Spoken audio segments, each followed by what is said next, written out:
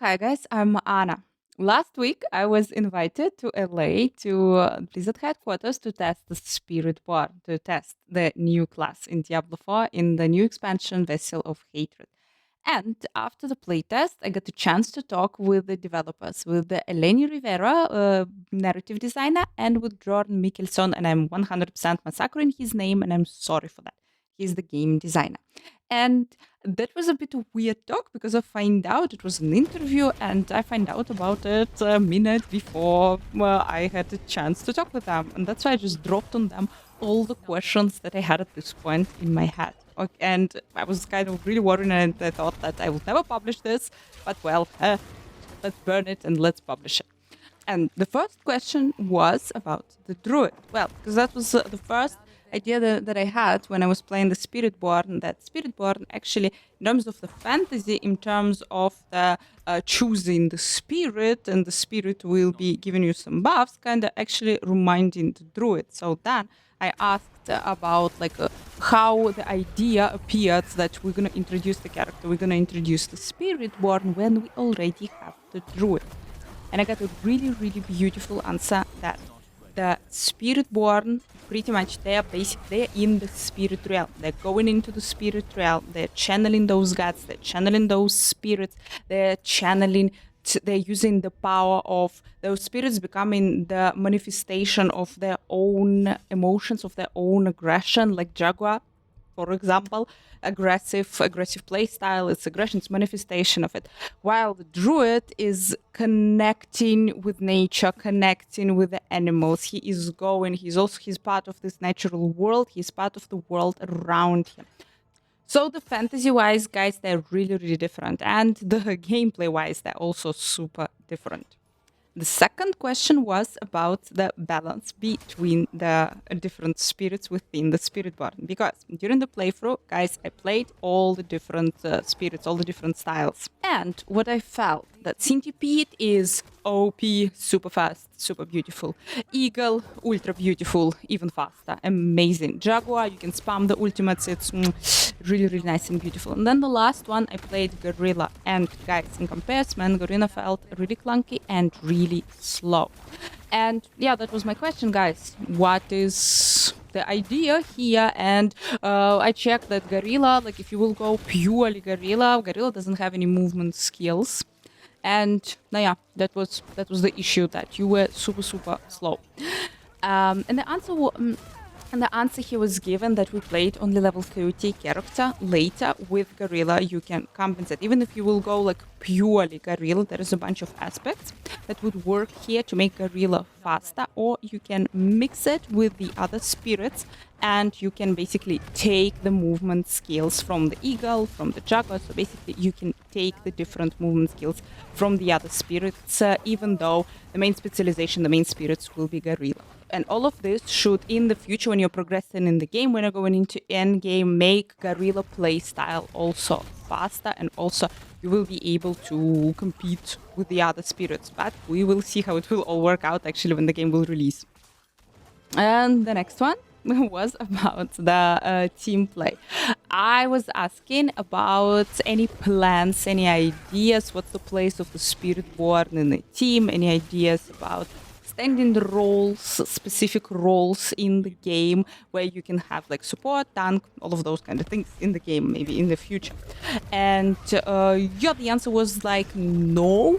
The whole idea of every single character in Diablo 4 is to make them self-playable. There are the potential with the Spiritborn.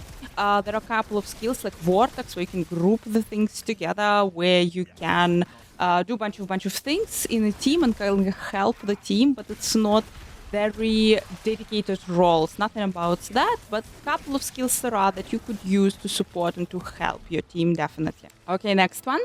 There are 24 skills for Spiritborn. Every different type has 4 skills, and we know that the other characters have getting new skills. We know it was confirmed by the devs, always it was confirmed. The other characters are getting also extra skills. And the other characters have from 26 to 22 skills, depending on the character. Every character has a different amount of skills. And the question was why Spiritborn has only 24. Maybe Spiritborn could have like even more skills.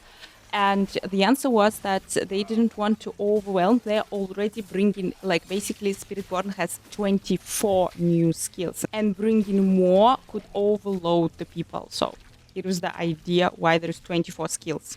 My favorite question, where is Diablo? Because I'm getting it a lot in chat.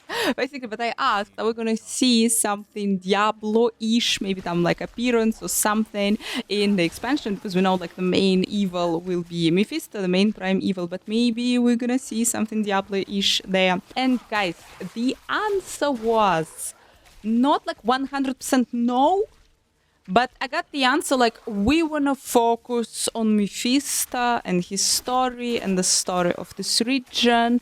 So these kind of things. So I would say this is a no, unlikely, but maybe a glimpse. Maybe like there will be something. But yeah, like that's how I understood it. But we will see. We will see in the expansion. Then I asked about any secret levels. Yeah, they have no idea about the cow level. Like all the Diablo devs, they have no idea, and they never heard about the existence of the cow level. But I asked, like, maybe they're gonna be something like Grimsdale, maybe some other secret levels, maybe something like some Easter eggs or something like this. Maybe will be appearing in the expansion. So basically, should we search for something? And yeah, I also got the feeling that no, that the new region will be secret, will be a special one. But we're still hoping to find the cow level, and we're still searching for the cow level, obviously. And then, since, I was unprepared and I was just dropping things out of my mind, and I just asked the ultimate question that I just see it a lot in the chat, those comments like, oh, developers, they don't play the game, they don't know anything, they don't play the game. So I literally asked them directly, do you play the game in the office? How often do you play the game? Do you have to, like, every day?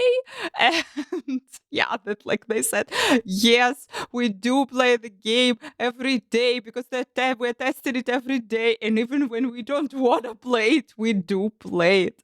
Guys, I hope that helped. And also, I asked this really specific lore question, why we had no choice in the end of Diablo 4. Guys, if you remember the story, there was such a moment when you literally were staying in front of the Mephisto sculpt and you were like, are we gonna fight Mephisto? Are we gonna fight Lilith? Are we gonna, where on whom we're gonna use the stone, on Mephisto or on Lilith? And it was such a wonderful moment to give the player the choice. What do you want? What do you want in the game? But we were not given the choice. And yeah, I was asking, maybe we're gonna get the choice in the expansion. And why the hell we had no choice?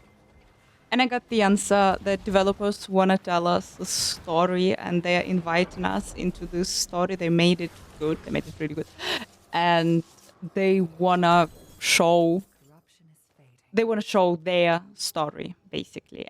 And that is super difficult to give the player a choice and not to lose anything in the process. So that was my unprepared, super weird interview. Obviously, guys, I left it, and then 5-10 minutes later, I was like, God damn it, this is what I was supposed to ask, or this, or that, or that. But well, it happened how it happened. Hope you enjoyed it. Follow, like, and subscribe, obviously. And don't forget this. And hope to see you really soon in the Vessel of Hatred.